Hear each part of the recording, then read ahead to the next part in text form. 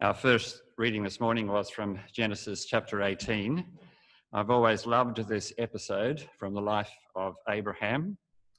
Some of the stories in the Abraham saga are rather grim, but this one is full of hope and indeed humour, and not a little mystery as well. The story inspired the famous Trinity icon that we have reproduced on our order of service today, and we had last week. And it's often seen as a kind of metaphor revealing the mutual hospitality at the heart of the life of the Holy Trinity. But to understand the passage, I think it's helpful to remember where we are in Abraham's story. Back in Genesis chapter 12, God calls Abraham and tells him to take his wife Sarah and go to a land that God would show him. And in return for his obedience, God promises that he will make of Abraham a great nation, and that in him all the families of the world will be blessed. Abraham does as God says and settles in Canaan. Abraham is accompanied by his nephew Lot and his family. Well, various adventures then occur. There's a famine. They have to go to Egypt for a time. Lot and Abraham separate. Lot and his family settle near the city of Sodom, and Abraham and Sarah settle in Hebron, near the Oaks of Mamre.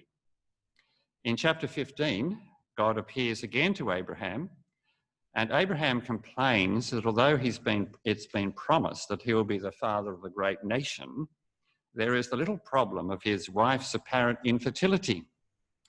In response, God shows Abraham all the stars of heaven and tells him that his descendants will be as numerous as the stars. Well, remarkably, Abraham is reassured by this and he believes God's word. Years pass, and when Abraham is 99 years old, God appears again to him and reaffirms the promises made earlier. And this time he seals the words with a covenant, a binding agreement. And he then tells Abraham that the sign of the covenant is that he and all his male servants have to be circumcised. Chapter 17 ends with Abraham carrying out this ritual, even though there's still no sign of the promised heir. So chapter 18 opens with Abraham sitting at the entrance of his tent in the heat of the day, perhaps contemplating his future and the apparent absurdity of God's promises, given his age and his wife's age. And then God appears again in the form of three travellers. We have not been told previously in what form God has appeared to Abraham.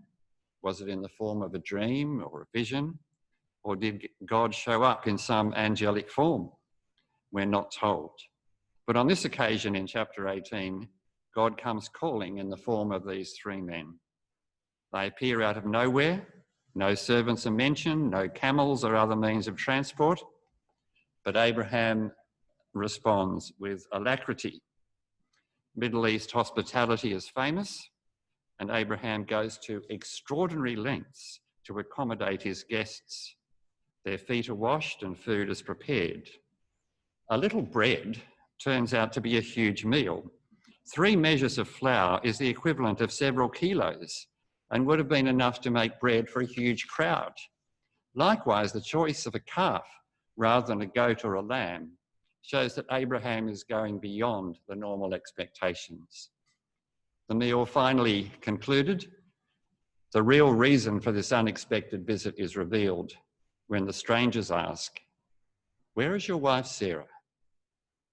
Well, those words may remind us of the question addressed to Adam in Genesis 3 after he's eaten the forbidden fruit. And God comes looking for Adam and Eve and says, "Where are you?" And even more, that's spoken to Cain in Genesis chapter 4.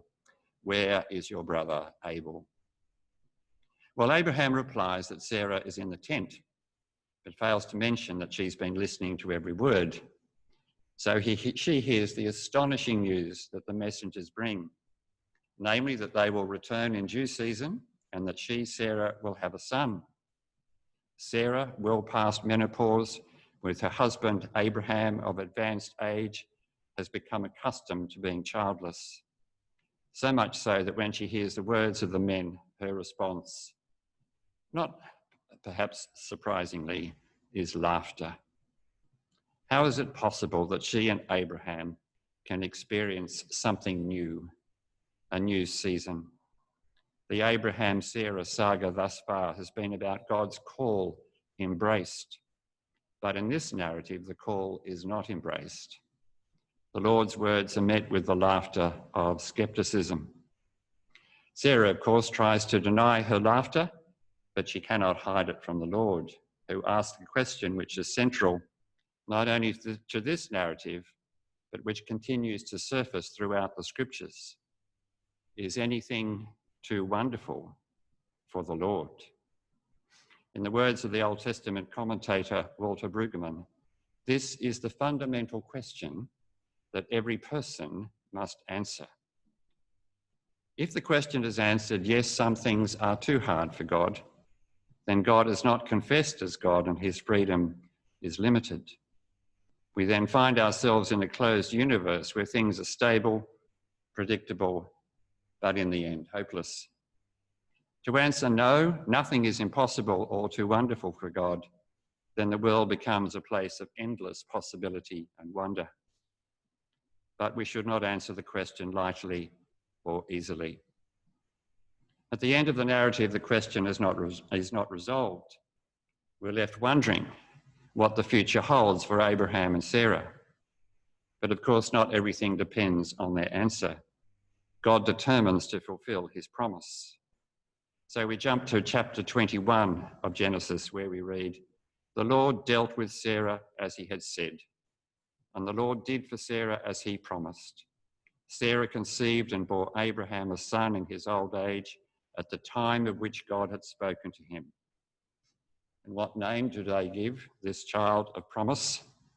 They called him Isaac, meaning he laughs.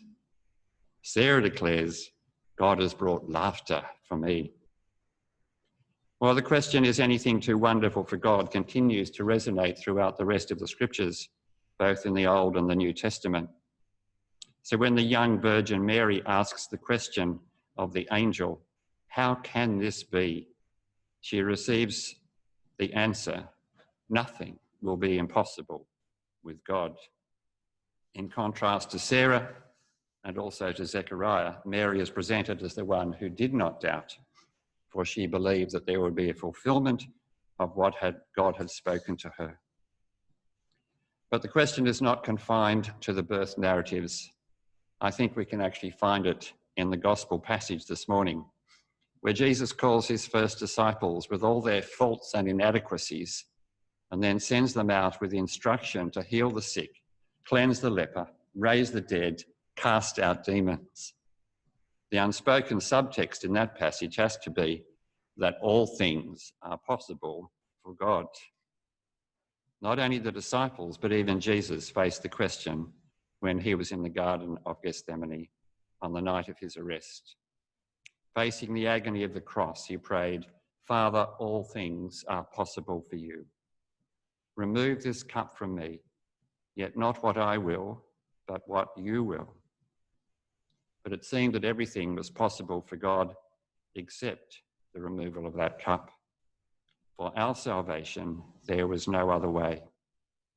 That nothing is impossible for God is not a get-out-of-jail-free ticket.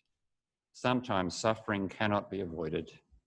Sarah suffered the humiliation of her infertility before her laughter at the birth of Isaac. We must allow God the freedom to be God, but at the same time we take hold of his promises and continue to affirm that nothing is too wonderful for the Lord. Amen.